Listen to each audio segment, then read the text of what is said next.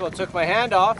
I'm sure some of you guys will be laughing at that, but this is what you got to do. You need somebody to teach you, you got to learn on your own, and that's this piece here is what's holding the spool on. So you want to make sure, see it's tightening itself up now, you want to make sure that it works smoothly. Now cranking it in, I must have did something wrong on the bottom, so I might end up having to take this whole bloody thing off, but we'll deal with that. Okay guys, it's been quite the adventure this morning here. Did not test out my downrigger at home. I should have tested it out. First time I've ever played with the downrigger and taken it apart. This is my Scotty 1085. I've finally taken it apart. This is after the stainless steel cable. The brake must have come loose at home and it sprung everywhere, and it was a mess. So I've taken everything apart here. I've had to take the other one apart. I just wasn't figuring it out. I was too busy trying to steer the boat and all the rods and everything. So I shut it all down. I got to figure out what's going on. I have to learn how to do this anyway. Now is a great time. It's super relaxing. The rain's gone away. Why not do this on the lake? So, stripped it right down, right to the handle. There's 3 brake pieces here that fit into the handle. Make sure you don't lose those. Place this on. Now what you'll see underneath, you will see 3 pieces here, and that's what the brake system is. It rides on here, it rides to the top, and it stops. And then when you lower it down, when you turn this handle, it comes to the higher section and it allows your line to drop. So this is your brake system, and it coincides with this piece here. So we're going to put this on just like this.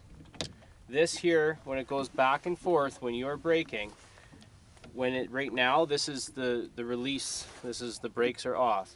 When I go over, it's actually going to lift this up as I'm turning. Basically it's coming up like this. So that's what's coming up to stop. These are coming up into your brake plate here, which is mounted on the bottom end of your spool. So these are lifting up and touching this and causing enough friction to stop your downrigger. So we're going to put this on here, and we're going to take this piece here, a very important piece. Make sure you don't drop it in the water. Hopefully I don't. You're going to take your spool. Here's our spool. This piece actually is fitted for the bottom of the spool. Great system. Scotty's thought of everything. Everything's bulletproof. You just have to learn how it works. So we're going to slowly hold this, and we're going to place it on top. Now that we're on top, that is resting on the brakes. So now what we're going to do is we're going to grab this nut here, which is a washer welded onto a nut. We're going to put this on, and unfortunately you guys cannot see that. We're going to put that on. Now we're not going to tighten this down all the way. I'll take you over here and I'll show you.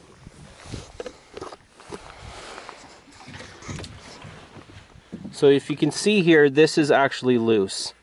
Not sure if it's going to focus properly, but when I turn the brake here, it's going to lift up and it's going to push into this. That's going to tighten this, and it's going to tighten the bottom. So that's what your brake system is. So when I loosen it off, you'll see a gap.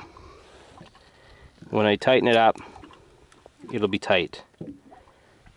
Now what I was missing here was you do have another washer, and I knew that this went on top. I just was tightening it down and it was loosening up, and this whole thing was moving.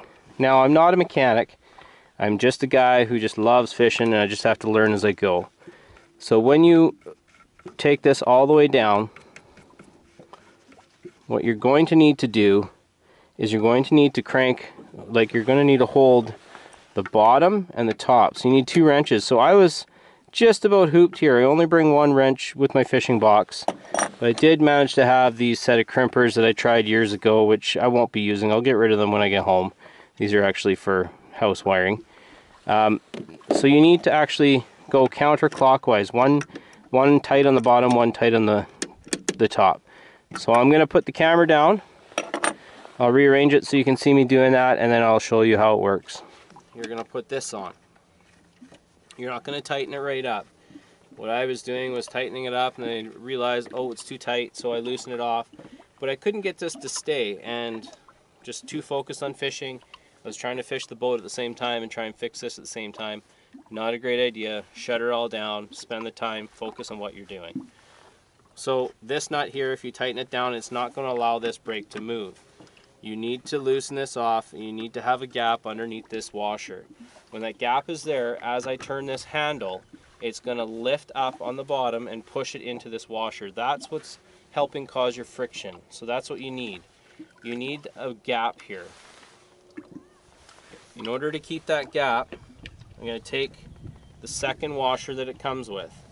This is where I was getting hung up, and hopefully I can help you guys fix your downrigger brake, like make it work smoother for you. Now, I haven't quite figured out how to line up the counter, but we'll deal with that another day. I just want to get fishing. So what you do here is you're going to have to hold the bottom. You need 2 wrenches. I only got the one, so I'm going to make do with what I have. And I'm going to hold the bottom, and I'm going to tighten this up. And I'm going to go opposite to each other and tighten them right down so that they don't move.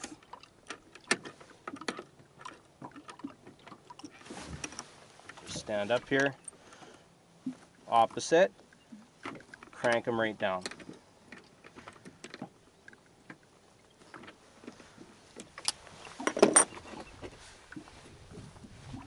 So that there should have enough gap, and when you turn and lift, I can feel the friction already. So that is working perfectly.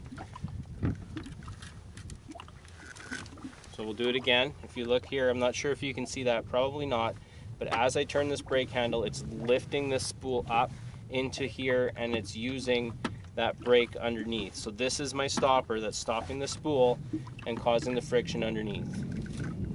That's what my brake is going to be.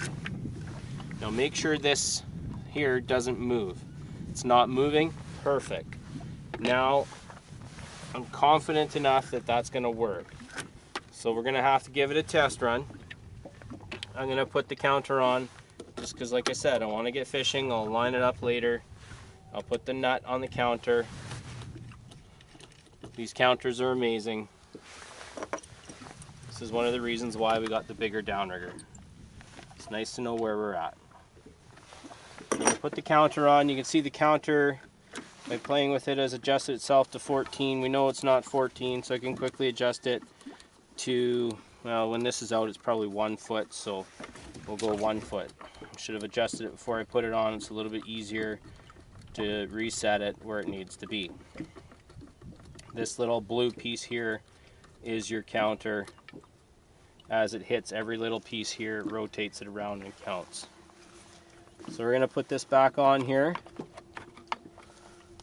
line it up, put it back on. She's all good to go. Now, like I said, I'm not a mechanic. If I'm doing it wrong, somebody else can point it out. So that worked perfectly. The brake system, the handle rotated over to here, and now when I pull this handle, this will rip my hand off before I had to grab it. You want to test it out, goes down, good, down to 12 feet, and when you crank it in, this brake should come over to here. You should be able to lift up your downrigger. When you stop and let go, it should break it.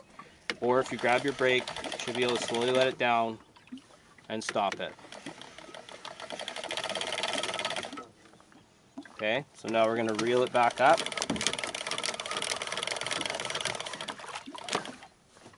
And it stops. Down, stop. Okay, so it is tight. We are having a little bit, see the brake's not setting itself here, so I'm going to have to adjust it a little bit more. So what I'll do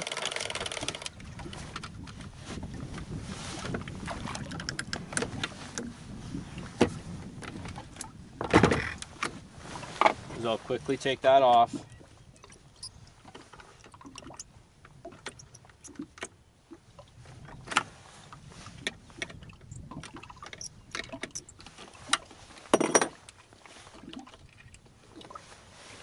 So what we need to do is we need to push this down a little bit more so that when your brake comes on, it's holding better. You can see this just sprung out from underneath.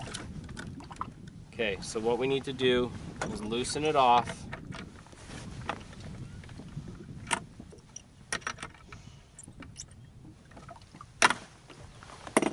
And need to push this washer down just a little bit more. I'm not 100%, but I think there was a mark on there. I'll have to check in later with people that know a little bit more than me. So we're loose. Now we're going to take, which should be another set of crescent wrenches. Tighten that up so that it doesn't move. It's not moving again. We're going to test it out. The brake seems a little bit stiffer, so hopefully that holds a little bit more. I am using 10-pound balls, not necessary for kokanee fishing. I think a 6-pound is what I'm going to go to. I had 3-pound on my lake trolls. 6-pound will be just about right where I need to be. We used some 6-pounds yesterday, and I really did like them. So here you are. We're adjusted again. Brake is loose. It's tight. It's loose. It's tight. Now what you probably could do, and I probably should do, so it's springing off on us here. You probably can test it before you put the top on. So it's not, there you go. So it should push this spool up and brake for you. And the tighter it gets, it pushes more tension on there. That's super tight. So it works. So brake, brake, off, on, off, on.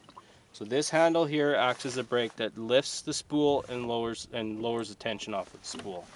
I'm going to lift up again, put the brake on. So we're going to brake it, brake. Great system. Love my Scotties. Thank you, Scotty, for making such a great product. I hope you like this video. If you haven't done so already, please subscribe to our channel. Check out all our other Downrigger videos coming on out this summer.